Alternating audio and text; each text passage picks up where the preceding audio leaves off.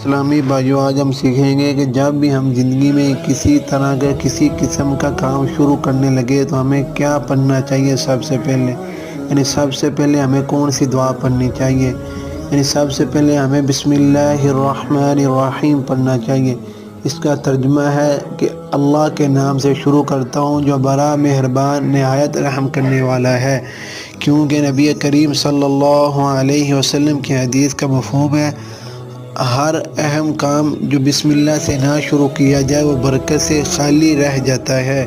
اس حدیث کا مفہوم ہے جو بسم اللہ کے بغیر کام ہے وہ بے برکت اور ادھورا اور بعض اوقات نقصان ہو سکتا ہے۔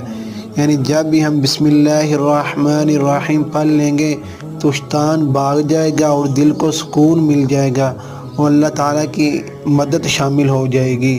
تو آج سے ہم عہد کریں اپنی زندگی میں جب بھی ہم کسی طرح کا کسی قسم کا کام شروع کرنے لگیں تو ہمیں سب سے پہلے بسم اللہ الرحمن الرحیم پڑھنا چاہیے۔